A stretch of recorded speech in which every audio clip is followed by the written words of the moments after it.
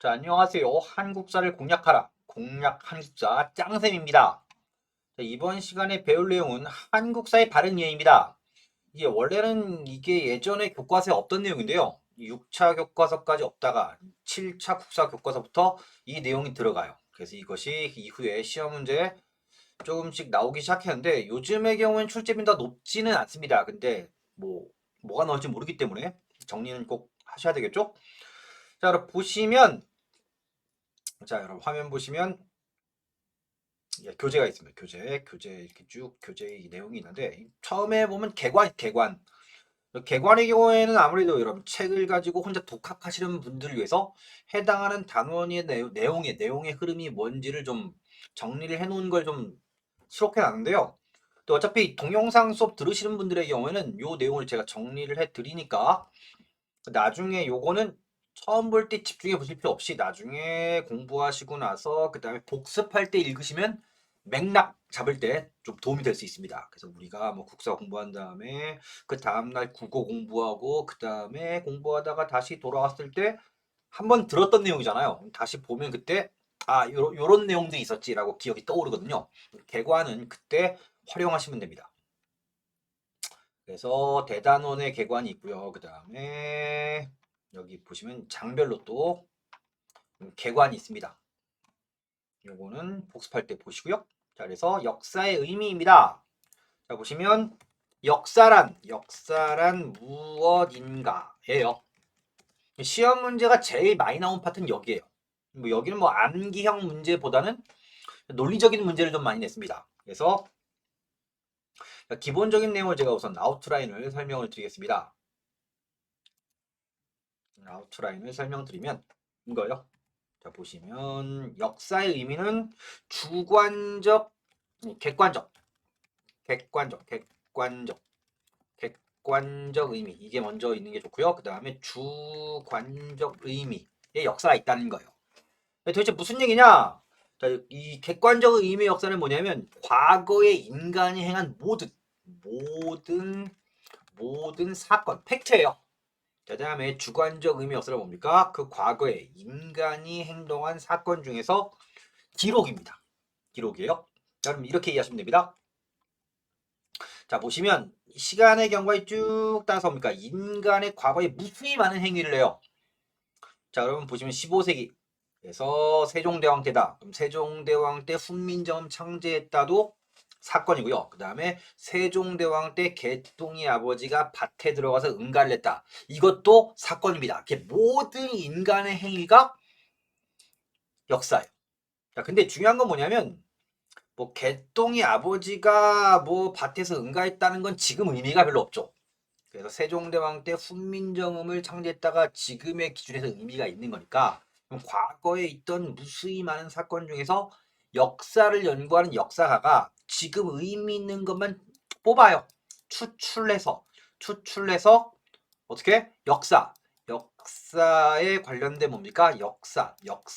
역사책으로 묶는 거죠. 이게 기록, 이게 역사예요.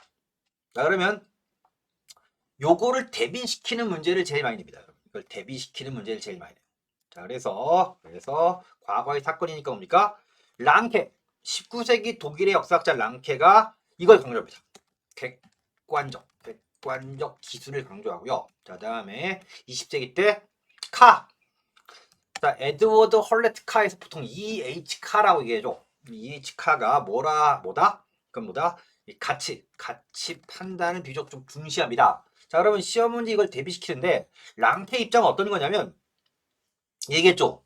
기록은 주관적인데 최대한 역사가의 주관. 그다음에 평가를 뭡니까? 배제하라는 거예요. 배제하라. 근데 카의 경우 뭡니까? 과거의 사건만 나열하는 게 무슨 의미가 있냐? 해서 뭡니까? 과거의 사건에 대한 뭡니까? 현재 역사가의 해석. 이걸 좀 중시하는 편입니다. 그래서 요거를 대비시키는 건데, 대체로 시험 문제가 뭡니까? 객관적 의미는 양적이다. 그 다음에 주관적 의미는 뭐다? 질적이다. 이렇게 크게 이해하시면 돼요. 자, 그러면 이런 겁니다. 안중근이란 역사적 인물이 있습니다. 안중근 인물이 이토 히로부미를 쐈다라는 건 팩트예요. 팩트입니다. 자, 그럼 뭡니까? 랑케 입장 어떤 거냐면 안중근이 이토 히로부미를 쐈다까지만 쓰라는 거예요. 그거를 나열하라는 거지. 그래서 그걸 쭉 나열한 다음에 사건으로 하여금 그러니까 보는 사람이 평가하건 그건 그 보는 사람 자유인데 역사가 할 일 뭐야? 사건만 기록해라. 라는 게 랑케 입장이라면 하나 어떤 거예요? 이런 거죠. 뭐 예를 들자면 안중근 우리의 입장에서는 의사죠. 안중근 의사가 이토 히로부미를 저격한 것은 한국의 독립운동사에 큰 의미가 있다. 이게 평가죠. 이걸 집어넣으라는 게 카의 입장인 거예요. 요걸 대비시키는 겁니다. 요걸 대비시키는 게 가장 기본적인 유형의 문제라고 보시면 돼요. 자, 여러분 보시면 역사란 말은 뭡니까? 사람에 따라 매우 다양한 의미로 쓰이고 있습니다. 매우 다양한 의미로 사용되고 있지만 대체로 객관적 의미의 역사와 주관적 의미의 역사로 나눠볼 수 있다 해서 가장 기본적인 권력은 제가 지금 정리했고요. 표를 보시면 사실, 팩트예요. 넓은 의미 역사. 이게 무슨 얘기냐면 과거의 인간의 모든 행위가 역사니까 넓죠. 자, 그래서 과거에 있었던 모든 객관적 팩트예요. 자, 독일어의 게슈이테입니다. 이게 팩트라는 의미예요. 과거의 사건이고요. 한자의 역사가 이 조어죠. 역과 사를 더해서 역사인데 여기 객관적인 거예요. 그 다음에 사건으로서 사실에서 사자는 일사자를 써요. 사건이고요. 그 다음에 단순 사실. 그래서 사건만 나열하는 겁니다. 그래서 양적인 측면이다.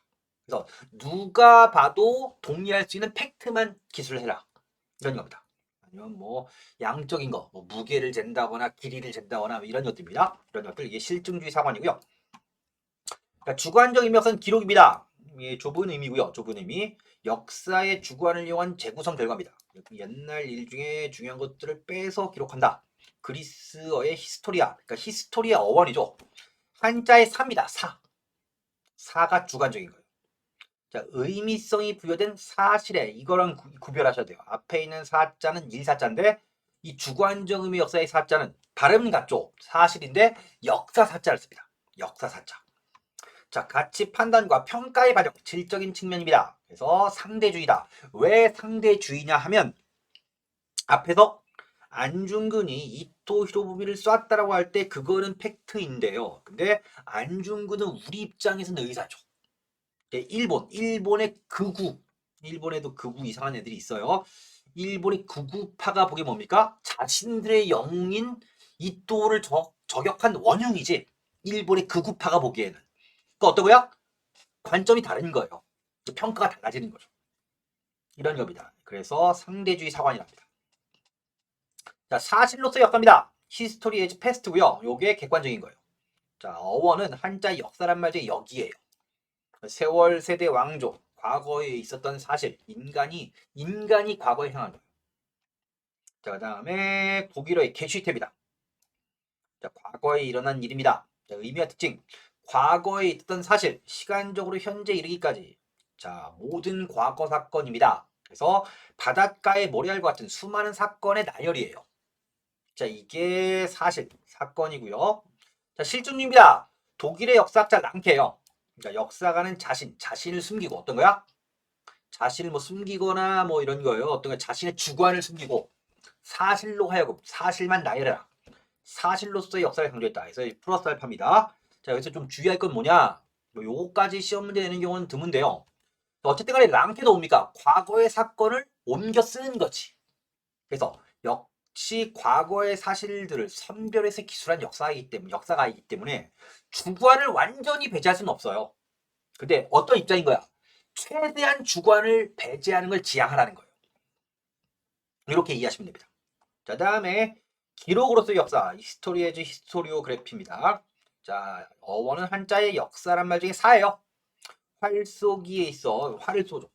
활을 쏘는 사람이 있는데 옆에서 뭡니까? 그 적중한 수를 기록하는 사람을 가리키는 말로 처음에 이걸 썼대요. 그래서 나중에 이 말이 기록을 관장하는 사람, 기록한다라는 의미로 쓰입니다. 자, 그리스어, 자, 히스토리아의 탐구에 속한 지식입니다. 찾아서 안다는 의미예요. 예, 영어의 히스토리 어원입니다. 자, 의미와 특징 보시면 과거의 사실, 일사자예요. 팩트 중에서 역사가의 조사와 연구 과정을 거쳐 역사적으로 의미가 있는 사실, 즉 사실, 역사사자입니다. 요 시험 문제 나올 수 있어요. 나온 적도 있고요. 주관적으로 재구성한 기록 또는 역사책입니다. 이 과정에서 필연적으로 역사가의 가치관이 들어가요. 이거는 중요하니까 넣고 이건 빼고 이런 거예요. 자, 일반적으로 우리가 역사를 공부하는 건 뭐야? 여러분 지금 책을 보는 거죠? 기록으로서의 역사를 배우는 겁니다. 자, 상대주의다. 자, 에드워드 헐레트 카입니다. EH 카고요. 역사는 역사가와 사실 사이의 부단한 상호 과정이다. 시험 문제만 언급됩니다. 역사는 과거의 팩트와 현재의 역사가 사이의 대화, 상호 과정이라는 거예요. 역사가의 해석을 중요시합니다. 자, 크로치입니다. 이탈리아의 문화사가요. 모든 역사는 현재 역사이다. 현재의 의미가 있는 게 역사라는 거예요. 자, 사료를 보는 역사가 현재 주관적 요소를 강조했고요. 역시 영국 역사가 콜링 우드는 역사는 죽은 과거가 아니라 현재 속에 살아있는 과거이다 라고 얘기했습니다. 이렇게 얘기를 했는데, 자, 카의 객관성 무슨 얘기냐면 가치 평가 뭐 이런 거죠. 뭐 유관순 열사의 활동은 한국 독립운동에 큰 의미가 있다. 이게 평가지. 근데 카는 뭡니까? 주관적인 역사의 평가를 넣는다고 하더라도 가치 판단 전 단계인 과거 사실의 탐구에 있어서는 과학적 인식을 토대로 학문적 검증을 거쳐야 한다고 주장했다. 이건 무슨 얘기냐면, 자, 보시면 이겁니다. 자, 랑케 입장은 어떤 거야? 과거의 사실을 있는 그대로 밝히고 역사가 할 일은 끝난다는 거예요. 과거의 팩트만 써라라고 할 때 카의 경우 뭡니까? 과거의 팩트는 객관적이고 과학적으로 밝혀라. 그 다음에 역사가가 평가를 할 수 있다는 거예요. 자, 그래서 이 카가 얘기하는 건 뭐냐면 뭐 상대주의라고 해서 여러분 뭐 일본의 예를 들어 일본의 뭐 극우파 하듯이 뭐 날조나 왜곡하는 건 안 된다는 거예요. 그다음 평가라는 것도 뭡니까? 평가라는 것도 보편적인 가치를 기준으로 평가를 해야지. 나치의 학살은 인류 역사의 죄악이다. 이런 게 뭡니까? 보편적 가치, 인권에 기반한 평가인 거죠. 무슨 신나치 이런 애들처럼 뭡니까? 뭐 학살해도 돼. 우리는 유대인 학살한 적이 전혀 없어. 이러면 안 된다는 겁니다. 이러면 안 돼요. 자, 그다음에 여기까지 봤습니다. 자, 그럼 우리가 확인해야 될 건 뭐냐면 우리가 이걸 공부했죠. 공부했는데 이걸 왜 했냐? 이것 때문입니다. 이 문제를 풀이하기 위해서 이걸 공부한 거예요. 자, 그럼 여러분 기출 문제를 좀 하나 볼게요. 기출 문제를 하나 검토해 보겠습니다. 자, 보시면 자, 다음 글의 입장에 따른 역사 연구 방법으로 적절하지 못한 것은 2003년 국가직 문제입니다. 자, 그럼 이 박스의 보기를 보시면 랑케이 주장을 따르는 역사 연구이다. 자, 그럼 여러분 방금 공부했죠. 그럼 여기 뭐 다 읽을 필요 없어. 랑케 하면 객관적인 거야. 그럼 적절하지 않은 건 뭐야? 객관적인 게 아닌 거, 주관적인 걸 고르는 요거를 뭡니까? 바꿔내는 거죠. 주관적인 거 골라라, 객관적인 거 골라. 결국 그런 문제예요. 역사가는 자신을 뭐 죽이고 숨기고 과거에 있었던 사실 그대로를 밝혀야 한다. 독일의 게슈이테다. 이게입니다. 객관적인 거. 자, 그러면 아닌 거는 주관적인 거. 보시면 자, 고려를 중세 사회로 보는 근거 이건 이따 설명할게요. 고대 무역항인 당항성에 가서 길이 측정 이 양적인 거지. 누가 제도 같아요. 그다음에 고려시대 관료 중에서 과거 합격자, 그다음에 무능 무시험으로 뽑은 거지. 집안이 좋으니까 그냥 뽑은 거야. 낙하산. 시험 봐서 뽑힌 애랑 낙하산으로 오네 해서 명단 정리했다. 이건 통계죠. 통계. 객관적인 거요. 자, 돌무지 무덤인 서울 석촌동 고분과 장군총을 비교했다. 여러분 무슨 슬라이드 사진 같은 거 찍어서 이렇게 겹쳐서 비교해 본다거나 할 수 있어요. 이게 객관적인 겁니다. 근데 고려를 중세 사회 통일신라 시대와 고려 시대를 비교했다. 시대 구분입니다. 시대 구분은 학자마다 달라요. 제가 OT 때도 뭐라고 설명드렸냐면 시대 구분 앞에 좀 나와 있었어요. OT 때 뭡니까? 일본의 식민사학은 우리나라 역사 발전을 인정을 안 하죠. 일본의 식민사학은 신라시대 때부터 대원군대까지 고대야 고대. 그러니까 우리는 중세도 없어. 이런 겁니다. 시대 구분은 학자마다 그리고 어디서 끊느냐가 다를 수 있어요. 따라서 이건 주관적인 것이기 때문에 답은 몇 번이다? 1번이 될 겁니다. 요런 문제예요. 이런 문제가 가장 스탠다드한 문제입니다. 그래서 이 문제를 풀이할 수 있으면 해당하는 단어는 자, 적절히 정리가 되었다라고 이해하시면 됩니다. 보시고요. 자, 그다음에 책을 보시면 역사의 연구 방법이다. 뭐 여기 자체에선 시험 문제가 많이 나오지는 않습니다. 그냥 상식적으로 보세요.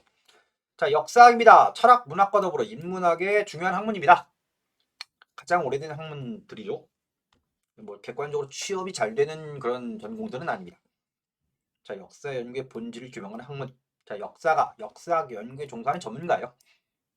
사료 뒤에 나옵니다. 사료를 가지고 자신의 사관, 역사를 보는 관점이죠. 역사를 서술합니다. 자, 사관. 자, 기록된 사실로서의 역사. 역사가의 의식, 자신의 입장, 필요한 사실, 기준, 해석, 가치관, 세계관입니다. 자, 역사가의 주관적 의식이 사관은 역사가마다 다르죠. 그렇죠. 일본의 식민사관, 그 다음에 북한의 사관, 우리나라 사관이 다 다르겠죠. 역사의 이해는 엄정한 과학적 인식을 토대로 하는 것이어야 한다. 그래서 사실을 떠난 자의적 해석과 서술. 그래서 왜곡하면 안 된다는 겁니다. 사관이 있다고 하더라도 뭡니까? 최대한 객관적인 사실을 밝혀야 돼요. 역사의 진실을 오도할 수 있기 때문에 이건 주의해야 한다. 그래서 여러분 역사책 읽을 땐 뭘 염두에 둬야 돼요?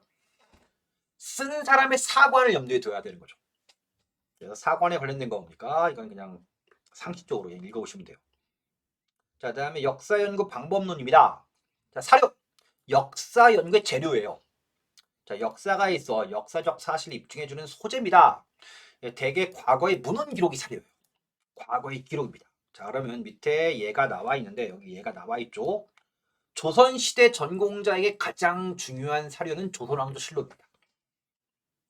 자, 요게 사료인데요. 근데 넓은 의미에서 보자면 뭐 구비, 전설 가요 이야기예요.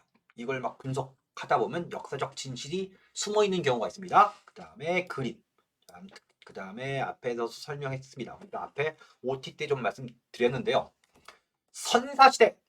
선사시대는 기록이 없어요. 그러니까 뭘 통해 알아? 유물과 유적 발굴들을 통해서 뭡니까? 해당하는 생활상을 아는 거죠. 땅을 팠더니 뭐 탄화된 좁쌀이 나왔다. 농사 지었네? 이런 거예요. 땅을 팠더니 뭡니까? 미송리에서 토기가 나왔다. 미송식 토기, 정동기 이런 겁니다. 자, 사료의 가치입니다. 시간이 지날수록 인간의 기억이 희미해지고 내용이 첨삭될 수 있다. 자, 이런 거예요, 여러분. 말이 전해질 때, 뭐 소문이 납니다. 그래서 누군가 저한테 와서, 야, A가 A 했대. 제가 옆에 가요. A가 A 다시 했대.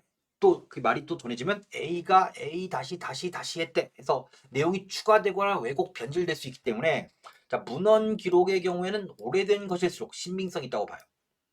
이런 겁니다. 뭐 고구려에 대한 연구다. 조선시대 전기. 뭐 지금보단 옛날이죠. 그래서 뭐 고구려에 대한 기록이 있다 치면 뭡니까? 뭐 너무 고구려 쪽에 기록이 없으니까 뭐 이거라도 있으면 우리는 참 다행이야. 그래서 막 이렇게 보면서 막 하다가 나중에 고구려 땅을 봤더니 고구려 뭐 비석이 나와. 그럼 뭐야? 고구려 당대의 기록이죠. 근데 조선시대 전기 때 고구려 기록과 고구려 당대의 기록 이게 새로 나왔다 치면 이게 내용이 충돌해요. 그럴 경우 뭡니까? 오래된 게 더 신빙성 있다고 봐요.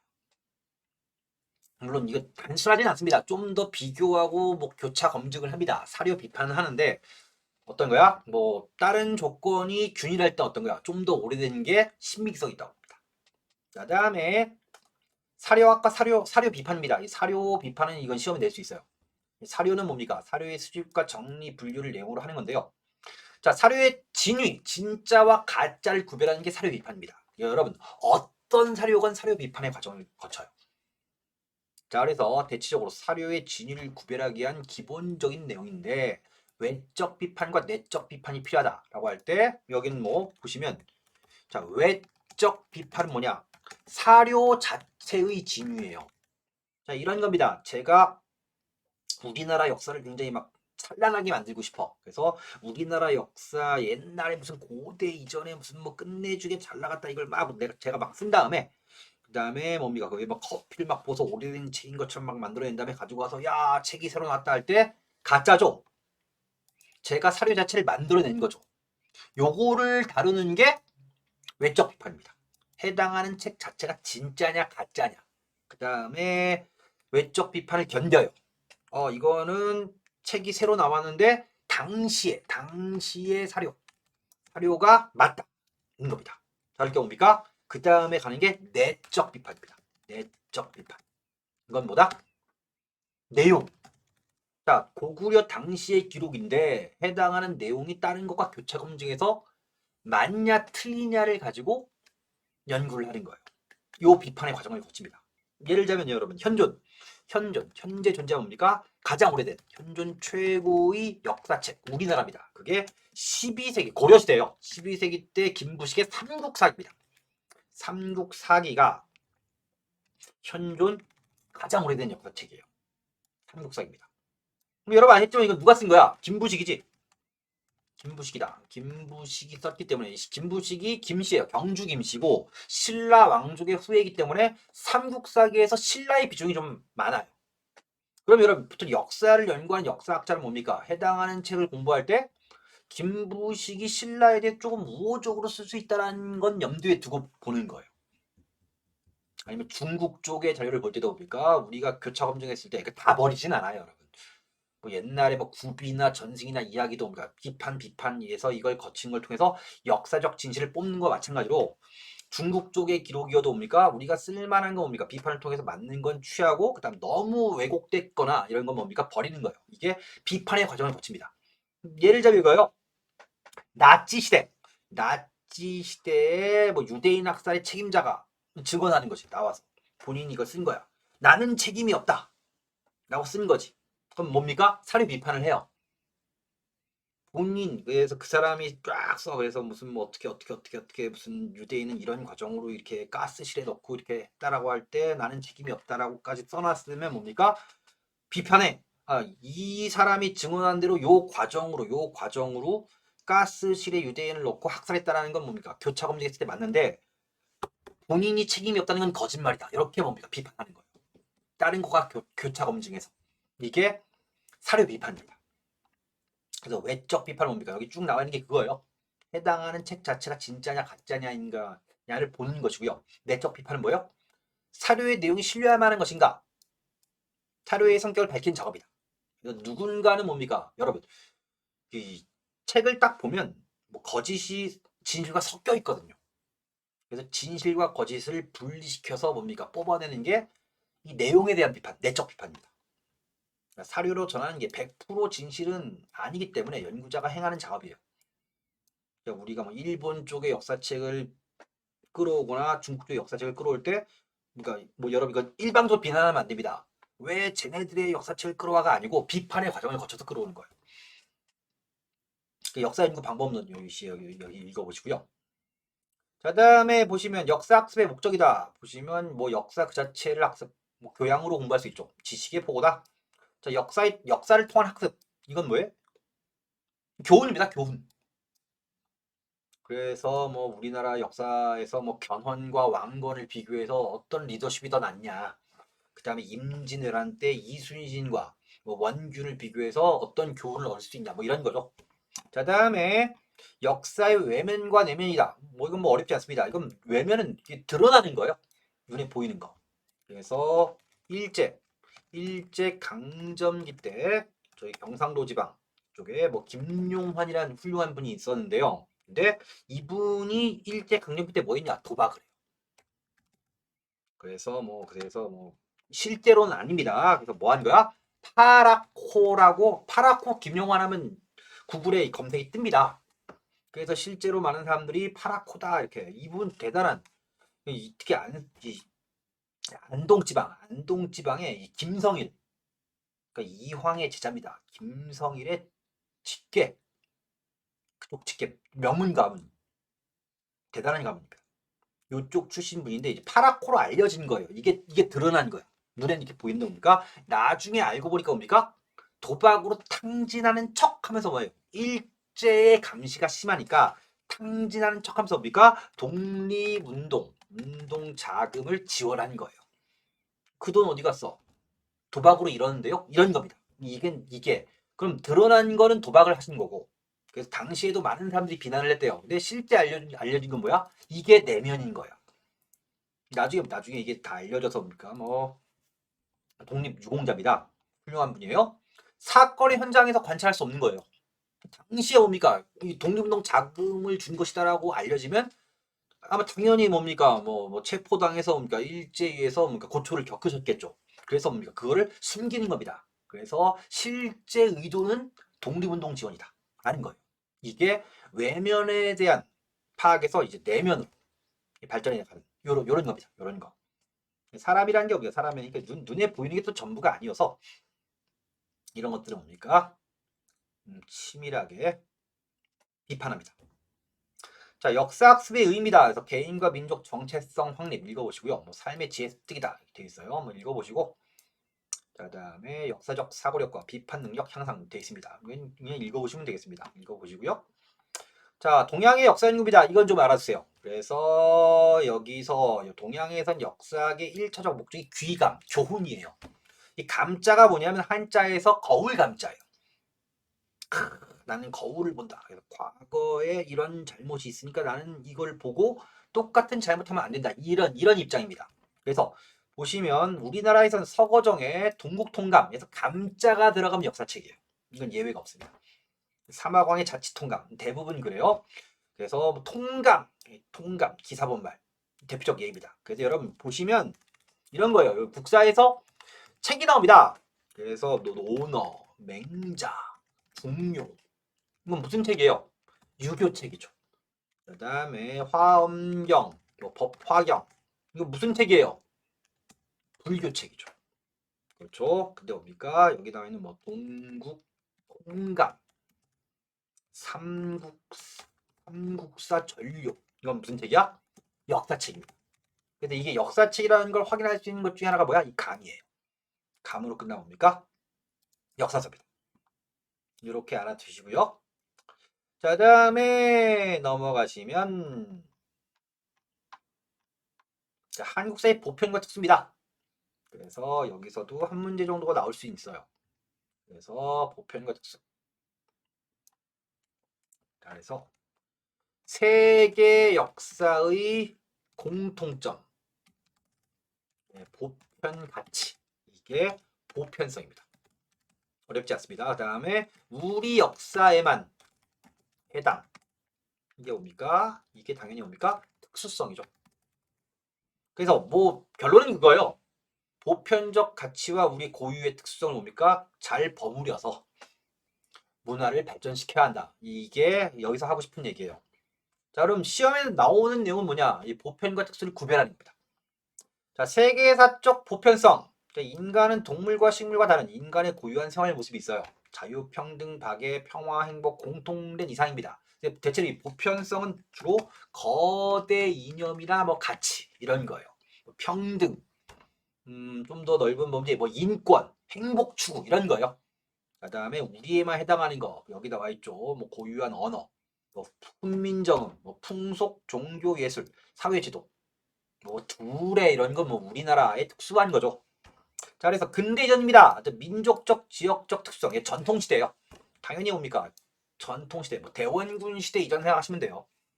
그래서 특성이 강조되죠.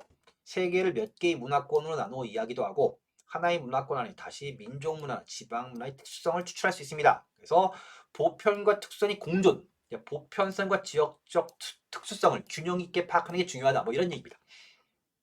그래서 우리 민족의 보편과 특수를 보시면 자, 외부 세계와 빈번한 접촉지대, 만주와 한반도에 위치한 우리 민족은 뭡니까?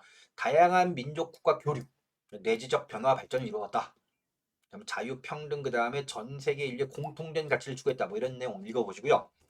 특수성, 세계에서 보기 드문 반만 년 이상 유구한 역사와 단일 민족 국가 뭐 이렇게 나와 있는데 뭐 예전에 교과서에는 특히 이런 것들 많이 실었지만 최근의 경우 뭡니까? 뭐 다문화 가정이 늘고 있기 때문에 뭐 단일 민족 국가 요걸 강조할 경우에는 좀 배타적인 분위기가 좀 만들어질 수 있다라고 해서 요즘은 요걸 좀 강조를 좀 많이 좀 안 하는 편입니다. 단일 민족 요 얘기는. 자, 그래서 충효가 중시되고 뭐 둘에게 향도, 공동체 조직 이게 특수성입니다. 한국사의 바른 이해는 뭡니까? 우리 민족 역사의 특수성을 이해하고 장악해야 한다. 이런 거죠. 그래서 한국사의 보편과 특수 보시고요. 자, 민족 문화의 이해입니다. 우리 문화의 보편과 특수. 자, 우리 문화의 성격이다. 자, 유구한 역사를 거치면서 슬기를 발휘하고 노력을 기울여 문화를 발전시켜 왔어요. 그래서 우리는 어느 민족과 구별된 특성이 있습니다.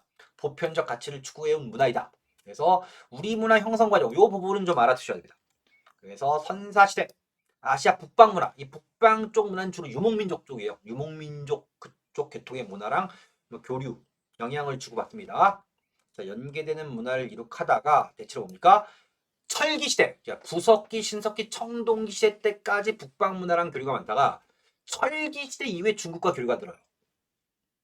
그래서 철기시대 이후에 고대사회, 특히 당나라입니다. 고대 당나라, 한자, 유교, 불교, 율령입니다. 중국 문화 깊은 연관을 맺으며 독자적 고대 문화를 발전시켜 나갑니다. 그래서 이게 동아시아 문화권, 그래서 한자, 유교, 불교, 율령, 그래서 중국의 당나라, 그 다음에 우리나라, 그 다음에 일본, 베트남이 요 문화권에 속했던 거죠. 자, 중세사회, 불교를 정신적 이념 채택했고요. 그 다음에 조선시대입니다. 자, 유교적 가치, 유교의 학풍 중에 하나가 성리학이에요. 이걸 중시하는 문화 활동을 했습니다. 자, 우리 문화의 특징과 발전 보시면 자, 불교와 유교 등 외래 사상을 한국과 촉화시킵니다. 한국 사상의 개성이 있다 해서 어떤 거야? 우리나라에 들어온 사상이 100% 오리지널 아니고요. 현지화를 해요. 이건 중요한 얘기예요. 그래서 우리 문화가 다른 민족과 구별된 특수성이 있어요. 보편적 가치를 추구하는 문화이다. 되어 있습니다. 그럼 이게 시험에 났던 겁니다. 우리나라 불교, 여러분 아시겠지만 불교죠. 불교는 인도에서 출발한 종교예요. 그게 이 중국을 거쳐 우리나라에 4세기 때 들어오는데 현세 구복적 호국적 성향이 뭡니까? 남달리 강하다. 이게 무슨 얘기냐면 원래 인도 불교지만 인도 불교는 요 특징이 그렇게 강하지가 않아요. 우리가 훨씬 강해요. 그래서 이건 뭐에 해당해? 불교는 인도에 출발했지만 우리나라 와서 현지화를 해서 이건 특수해요. 자, 한국의 유교는 삼강오륜 덕목에서 충효의 강조. 원래 중국의 오리지널 유교는 인입니다. 인, 어질 인자를 써요. 이걸 중시하는데 우리는 인요보다는 요 개념보다는 충효의를 좀 더 강조했다. 이것이 특수하다는 거예요. 요걸 구별하는 게 뭡니까? 시험 문제 나오는 내용인데요. 한번 볼게요. 자, 그럼 여러분 기존의 기출문제를 한번 보겠습니다. 칠판 쪽을 보시면 이거예요. 자, 2008년 국가직 문제입니다. 우리가 요 문제를 대비하기 위해서 요 문제를 풀이하기 위해서 우리가 이걸 공부한 거예요. 우리 역사의 특수성을 보여주는 설명만으로 묶은 것. 선택 조합형 문제라고 해서 우리가 뭐 기억, 니은, 디귿, 해서 이걸 추출해내서 우리가 답을 고르는 문제인데 자 보시면 선사시대는 구석기, 신석기, 청동기 시대 순으로 순서로 발전했다. 근데 이 구석기, 신석기, 청동기가 우리나라에만 있었던 거 아니죠? 애초에 이 삼분법 자체가 서양에서 온 걸 우리가 빌려 쓰는 것이기 때문에 이거는 우리 역사의 특수성에 해당하지 않습니다. 자, 고대사회의 불교는 뭡니까? 고대사회의 불교는 현세구복적 호국적 성향. 제가 앞에 설명했죠. 그래서 현세구복적 호국적 성향이 뭡니까? 우리나라의 특수성이에요. 그럼 우리나라 불교, 중국 불교, 인도 불교에서 뭡니까? 불교가 뿌리내린 다른 나라와 비교할 때 이게 한국의 특수성이라는 겁니다. 이건 특수성입니다. 조선시대 농촌사회에서는 뭐 둘에게 이게 뭐 미국이나 영국에 있는 게 아니죠. 이건 우리 역사의 특수성이고요. 그래서 니은과 디귿이 답이에요. 자, 전근대 사회에서 뭡니까? 전통 사회에서 신분제 사회가 형성되어 있다. 뭐 신분제 양상은 다르겠죠. 근데 뭐 서양 뭐 미국만 해도 뭡니까? 무슨 뭐 흑인 노예가 존재를 했었고요. 우리나라의 경우에도 노비가 있었죠. 그래서 신분제 사회 양상은 다르지만 뭡니까? 신분 사회가 우리나라만 있었던 건 아니기 때문에 이건 뭐야? 우리 역사의 특수성이라고 얘기할 수는 없죠. 그래서 이렇게 문제를 푸는 겁니다. 이런 걸 대비하려고 지금 우리가 이걸 본다. 이렇게 이해하시면 되겠습니다. 자, 세계화 시대의 자세입니다. 흔히 현대를 세계화 시대라고 합니다. 정보통신 기술과 교통 발달. 세계는 긴밀해지고 교류가 활발해지고 있다. 요즘은 특히 그렇죠. 뭐 우리나라가 특히 뭡니까? 세계 무역 규모가 많이 성장해서 뭐 제가 어릴 때만 해도 선진국 되자 했는데 지금 우리나라 뭡니까? 다른 나라 기준에서 선진국 대우예요. 그러니까 다른 나라에서 선진국 물을 딱 열고 들어가면 가장 먼저 보이는 나라가 우리나라는 무역 규모가 10위권에 있고요. 이런 겁니다. 그래서 여러분 예전에 세계화는 어떤 의미냐면 우리가 외국어를 배워 우리가 그래서 공부를 열심히 하는 뭐 대학생들이 외국어를 배워서 유학 갔다 와서 뭐 프랑스니 독일이니 유학 갔다 와서 돌아와서 수업도 프랑스 말로 하고 독일 말로 하고 뭐 수업도 영어로 하고 이게 예전의 세계화예요. 지금도 이게 세계화의 추세 중에 하나이긴 한데 지금은 좀 더 발전한 거지. 어떤 거야? 우리 무역 규모가 커지니까 뭡니까? 지금 우리나라에 들어와서 여러분 외국인들이 우리나라에서 급여를 받더라도 벌이가 괜찮은 거죠. 또 우리나라 뭐 무슨 뭐 우리나라 뭐 문화 뭐 컨텐츠 무슨 이런 것들이 또 확대되고 확대되면서 뭡니까? 우리 외국의 뭐 하버드니 뭐 무슨 시카고 대학이니 명문 유수의 대학을 나와서 거기서 학위를 받은 사람이 우리나라 와서 유창하게 한국말을 하면서 이걸 가르칠 수 있는 그런 방향으로 가고 있죠, 지금. 옛날엔 우리가 세계 명문대학 가서 배워온 다음에 미국 사정은 이랬어요라고 해서 한국 사람이 공부해 와서 이걸 저랬다면 지금은 아예 뭡니까? 프랑스의 뭐 최고 학부 레벨이 그랑제꼴이죠. 그랑제꼴을 나온 사람이 우리나라에 들어와서 유창하게 한국말로 프랑스는 이렇습니다. 라고 하는 시대가 된 거예요. 실제로 그렇게 됐죠. 세계화 진척이 많이 됐습니다. 자, 그다음에 한국대 인식 방향입니다. 세계화 시대 역사의식 안으로 민족 주체성을 견지하면서 밖으로 외부 세계의 변화에 적극적으로 대응하는 개방적 민족주의. 그러니까 세계의 문화에 개방적이되 우리 건 지키자. 이게 개방적 민족주의라는 거예요. 그래서 보편과 특수의 조화. 요겁니다. 자, 지양입니다. 이거 뭡니까? 우리가 피해야 할 그런 사고입니다. 자, 내 것만이 최고란 배타적 민족주의, 국수주의입니다. 국수주의. 이런 뭐 인터넷 용어로 국뽕이라고 하죠. 국뽕. 자, 우리 건 최고고 나머지는 다 쓰레기다. 이게 이 국수주의고요. 자, 이런 거 뭡니까? 당연히 뭐 지양해야 되죠. 자, 무조건 외래의 문화만 추구하는 게 또 사대주의죠. 사대주의. 또 유학 갔다 오신 분이 다 그런 건 아니고요. 극히 일부가 뭡니까? 본인이 유학 갔다 온 나라가 최고고 한국은 쓰레기다라고 하는 분 제가 저 직접 본 적도 있어요. 미국에 유학 갔다 오신 분이 뭡니까? 아, 한글 쓰기 싫어. 한글은 쓰레기야. 뭐 이런 분도 본 적 있습니다. 물론 다른 유학 갔다 오신 분들은 다 멀쩡해. 그분들도 그 사람을 싫어하는데 뭐 그런 분도 있습니다. 그런 분도 세계화 시대는 버려야 할 사고입니다. 밸런스가 중요하죠. 뭐 굳이 비교를 하면 뭐 프랑스에 유학 갔다 오신 분이 그래요. 지금 돌아와서 보면 우리나라가 프랑스보다 나은 점도 있어요. 뭐 밤에 야간 치안이랄까 그다음 뭡니까 무슨 뭐 카페 특히 유럽 선진 포함해서 유럽 사람들이 왔을 때 깜짝 놀란 게 뭐냐면 카페에 와서 핸드폰 노트북 두고 화장실 갔다 왔는데 그게 그대로 있더라. 이걸 보면 뭡니까 다 놀래요. 그 말을 가서 얘기해주면 거짓말이라고. 이런 부분들을 우리가 유럽에 있는 선진국보다 나은 점도 있어요. 그렇습니다. 근데 뭐 프랑스나 이런 쪽의 경우입니까? 뭐 개인의 권리를 적극 행사한다거나 이런 측면에서 우리보다 또 나은 점도 있고 해서 예전의 경우는 어떤 거냐면 뭐 우리는 못 사니까 열등해 서구 선진국만 다 잘 사니까 무조건 다 베껴야 돼 이렇게 주장하는 분도 있는데 요즘은 그런 얘기를 잘 안 하죠. 문화 상대주의적 관점도 넓어졌고요. 뭐 프랑스가 우리보다 잘하는 부분도 있고 뭐 우리가 본받아야 할 부분도 있고 그다음 뭐 미국도 강대국이지만 뭐 미국도 문제가 있고 뭐 그런 겁니다. 무슨 미국의 뭐 의료 시스템이랄까 아니면 뭐 마약 중독자 많다거나 뭐 총기 문제나 뭐 미국 나름대로 문제가 있죠. 그럼에도 또 미국은 뭡니까 또 뭐 강대국이기도 하고 이런 겁니다. 이걸 요즘 보통 종합적으로. 자, 다음에 시대적 요청입니다. 평화와 복리 증진 등 인류 공통의 가치를 추구하려는 진취적인 역사 정신을 잊어서는 아니 된다. 그래서 자, 민족주의. 예전에 교과서에 나왔던 내용을 기준으로 해서 좀 정리를 해놓은 건데요. 그냥 한번 읽어보시면 될 것 같습니다. 읽어보시고요. 그래서 이번 단원. 자, 이번 시간에 한국사의 바른 이해 단원을 마치도록 하겠습니다. 여러분 수고하셨습니다.